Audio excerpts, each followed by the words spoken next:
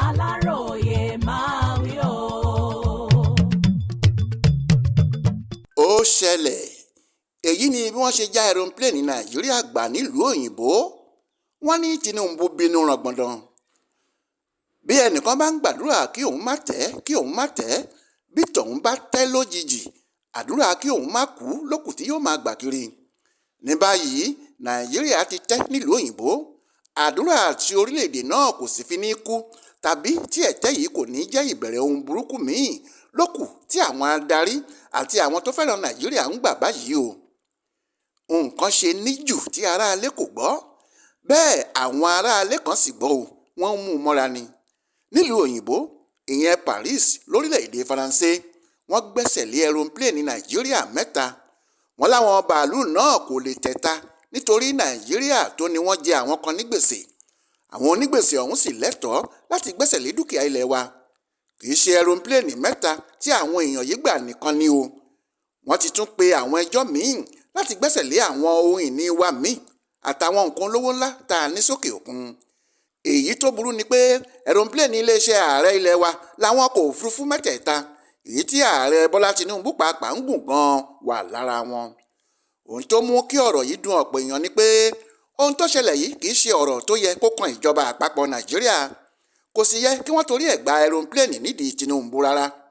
Ìjọba ìpínlẹ̀ Ògùn ló ní èdè àìyedè pẹ̀lú àwọn kan tí wọ́n jọ dòwò pọ̀. Èdè àìyedè náà ló di ọ̀rọ̀ ilé ẹjọ́ ní Nàìjíríà àti nílùú òyìnbó. Ẹjọ́ kan tí wọ́n sì dá fún wọn lọ́hùn-ún ló jẹ́ kí wọ́n gbẹ́sẹ̀ lé àwọn aeroplane ìjọba ilẹ̀ wa. Wọ́n ní ìjọba ìpínlẹ̀ Ògùn gbọ́dọ̀ san owó ìtanràn mílíọ̀nù 64 owó dọ́là ní $74 million.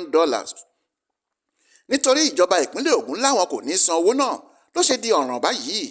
Kí náà sì ti di ọ̀ràn gidi láàrin Nàìjíríà àti àwọn ìlú òyìnbó tó kù.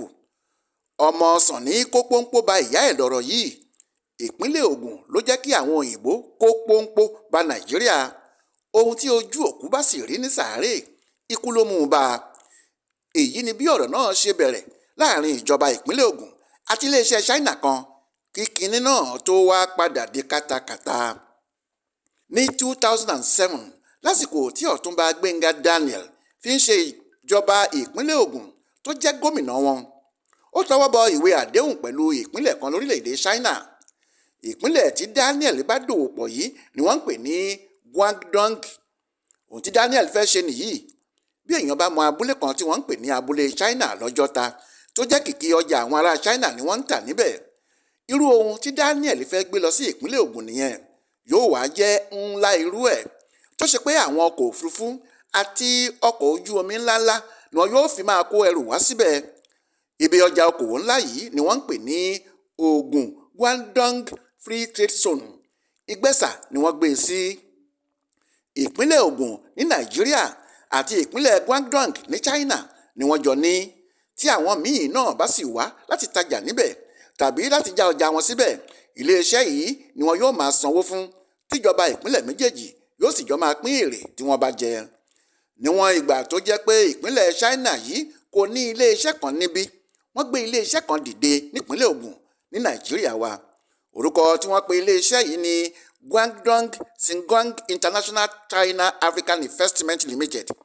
Àmọ́ China Africa làwọn èèyàn tẹ̀ mọ́ iléeṣẹ́ náà lórí. Orúkọ tí gbogbo ayé mọ̀ ọ́n sí nìyẹn, China Africa. Báyìí ni ètò náà bẹ̀rẹ̀ pẹrẹwu. Nígbà tí yóò sì fi di ọdún 4 lẹ́yìn ètò yìí, iléeṣẹ́ náà ti ń ṣòwò, wọ́n ń jèrè, àwọn olókòwò míì sì ti ń wá bá wọn. Àmọ́ ọ̀rọ̀ òṣèlú Nàìjíríà nǹkan ni. Ẹni tó bá mọ ìjà burúkú àárín Gbẹ́ngà Daniel àti Ìbíkúnlé Amósù lọ́dún 2003 sí 2011 tọ̀hún yóò mọ ohun tí wọ́n ń pè lóṣèlú. Amósù lòun yan Gbẹ́ngà sípò gómìnà. Daniel ní Ọlọ́run àti owó òun ló yan òun, kì í ṣe Kúnlé. Ọ̀rọ̀ yìí ló dìjà rẹpẹtẹ tó fi jẹ́ láàrin ọdún 8 tí Daniel fi ṣe gómìnà ìpínlẹ̀ Ògùn, ìjà burúkú tí irú ẹ̀ kò wọ́pọ̀ ló wà láàrin òun àti Amósù. Nígbà tí Daniel yóò gbé ìjọba sílẹ̀ ní 2011, gbogbo ọ̀nà pátá ló wá láti rí i pé Amósù kò gbàjọba Ògùn lọ́wọ́ òun. Gbóyèga Isiaka, ọ̀kan nínú àwọn ọmọọṣẹ́ ẹ̀, ló fẹ́ kípò gómìnà náà já mọ́ lọ́wọ́. Ṣùgbọ́n nítorí pé iṣẹ́ Ọlọ́run ju iṣẹ́ àáfàá lọ, Ìbíkúnlé Amósù ló padà wọlé. níbẹ̀ ni wàhálà ti bá Gbẹ́ngà Daniel àti gbogbo àwọn tí wọ́n bá súnmọ́. Kò pẹ́ rárá tí Amosun fi wọ́ Daniel lọ sí ọ̀dọ̀ àwọn EFCC. Lọkùnrin gómìnà àtijọ́ náà tó ti máa ń wọṣọ funfun kiri pẹ̀lú ẹ̀rín bá dẹni tí wọ́n ń rọ́ sínú igi níwájú adájọ́ ní Ìsàbọ̀ lábẹ́òkúta. Wọ́n ló kówó jẹ àfi kó ṣẹ̀wọ̀n dandan. Ní tòdodo kò sí ohun tí ìbá tẹ́ Amosun lọ́rùn bíi kí Daniel ṣẹ̀wọ̀n. Àmọ́ nítorí pé Daniel náà kò dúró, ohun tí kò jẹ́ kó fàbọ̀dé gómìnà ṣẹ̀wọ̀n nìyẹn. Yàtọ̀ sí èyí, gbogbo ohun tó bá ti jẹ́ tìjọba Daniel tí wọ́n ṣe tẹ́lẹ̀, Amosun yóò tọwọ́ bọ̀ ọ́ láti rí i pé kìnní náà kò lọ́wọ́ kan òjòrò tàbí owó kíkó jẹ nínú. Níbi tó ti ń ṣe èyí, tá a bá ní ká bẹ́gi, a lè bẹ́ èèyàn mọ̀. Ọ̀pọ̀ àwọn èèyàn ni Amosun ṣẹ̀ nítorí tó ń fẹ́ rẹ́yìn Daniel ní gbogbo ọ̀nà. Bẹ́ẹ̀ ni kì í ṣe pé ọwọ́ Amosun fúnra ẹ̀ mọ́ pátápátá náà. Èyí ni kò sì jẹ́ kí ọ̀rọ̀ náà rọrùn láti dá sí fẹ́nikẹ́ni. Ẹni tó ń wá àwọn onígbèsè tó jẹ bàbá ẹ̀ tó kú lówó, bí kò bá ṣọ́ra ẹ̀ yóò pàdé ẹni tí bàbá ẹ̀ pàápàá jẹ lówó kó tó kú. Àfàìmọ̀ kí túlétúlé má tọwọ́ bọ òkú lójú. Níbi tí Amosun ti ń wá ohun tí wọn yóò ṣe fún Daniel kiri, níbẹ̀ ló ti kan iléeṣẹ́ China Africa àti oògùn Guangdong Free Trade Zone. Amosun fúnra ẹ̀ mọ̀ pé kò sí bí wọn yóò ti tú irú iṣẹ́ ńlá báyìí wò tí wọn kò ní kan ìgbẹ́ nísàlẹ̀. Òun náà sì ṣetán láti tú u délẹ̀délẹ̀ ni. Níbi tí òun ti ń ṣe èyí, àwọn iléeṣẹ́ China kan àwọn wà tí wọ́n ti mọ ohun tó ń lọ àti báwọn olóṣèlú Nàìjíríà ṣe ń ṣe nǹkan wọn. Bóyá Amosun ló pè wọ́n ní o, bóyá àwọn ni wọ́n wá bá Amosun ní o, àṣírí ìyẹn náà kò ní pẹ́ tú. Àmọ́ ohun tó ṣẹlẹ̀ ni pé ẹni tó kú àti ẹni tó sọnù pàdé, ẹni ń wá ọkọ pàdé ẹni tó ń wáya. Iléeṣẹ́ China tuntun tí Amosun rí yìí, Songfu International Investment, sáré kó àwọn ìwé kan jọ. Wọ́n ní àdéhùn tí Daniel tọwọ́ bọ̀ pẹ̀lú àwọn iléeṣẹ́ ti tẹ́lẹ̀ kò dáa, àwọn lè ṣe kó dáa jù bẹ́ẹ̀ lọ. Nígbà tó jẹ́ ohun tí Amosun ń wá rèé, kíá ló tọwọ́ bọ̀wé àdéhùn pẹ̀lú wọn ní 2012. Ó ní àwọn lókù tí wọn yóò máa ṣàkóso iléeṣẹ́ tuntun náà. Ló bá fa àdéhùn tí Daniel àtàwọn China Africa ń fọwọ́ sí ya. Àwọn iléeṣẹ́ ti tẹ́lẹ̀ yìí, ìyẹn China Africa, fẹjọ́ àwọn iléeṣẹ́ tuntun tí Amosun rí yìí sun ìjọba ilẹ̀ China. Wọ́n ń béèrè pé báwo ni adìyẹ ṣe lè máa jẹ ìfun ara wọn. Nígbẹ̀yìn, àṣírí àwọn iléeṣẹ́ Songfu International tú sí Amosun fúnra ẹ̀ lọ́wọ́. Gàdàgbà báyìí ló sì rí pé iléeṣẹ́ náà gbà òun ni àti pé wọ́n ti fi owó mógùn òun jẹ àrósọ̀. Amosun bá bínú, ó ní òun tí òun ń gun ẹṣin lọ fẹ́ ìyá èèyàn, kéèyàn kan wá gun ewúrẹ́ fẹ́ ìyá tòun, ó lóun kò ní gbà. Ìyẹn ló ṣe fìbínú fagilé àdéhùn láàrin ìjọba ìpínlẹ̀ Ògùn àti iléeṣẹ́ Songfu International. Ohun tí Amosun kò mọ̀ ni pé lásìkò tóun ṣàdéhùn pẹ̀lú iléeṣẹ́ China yìí, àwọn yẹn ti fọgbọ́n kó kórópọ̀ òun dání. Làwọn yẹn bá bẹ̀rẹ̀ sí tẹ̀ ẹ́, wọ́n ń fọwọ́ ra, wọ́n ń fọwọ́ tẹ̀ ẹ́, wọ́n sì ń kìlọ̀ fún pé àwọn máa tẹ kinní yìí fọ́ o. Àmọ́ Amosun kò gbà, ó ń ṣagídí ara òwu. Àwọn yẹn ti kọ́kọ́ pe ẹjọ́ ní Nàìjíríà, Amosun ń borí wọn.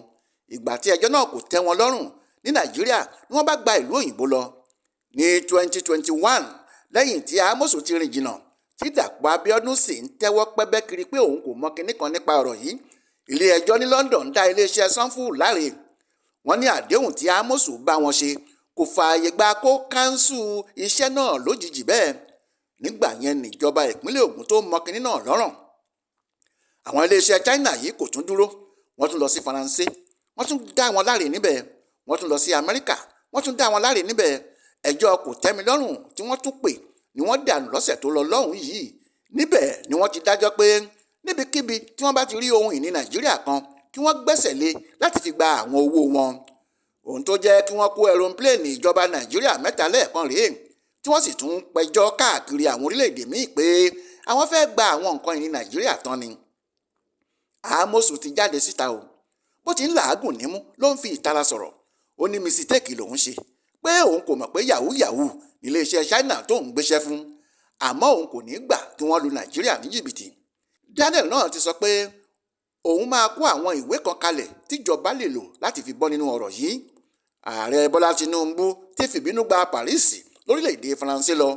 Wọ́n ní inú ń bí gidigidi pé inú ẹ̀ kò dùn rárá sóhun tó ṣẹlẹ̀. Ní báyìí bàtà ti já, ọ̀rọ̀ dìkalẹ̀ báwọn olórí nàìjíríà yóò ṣe yanjú ọ̀rọ̀ yìí ní gbogbo ayé ń retí o. Jọkẹ́ Àmọ̀rí ló ṣàkójọpọ̀ ìròyìn ọ̀hún fún Aláròyé online television.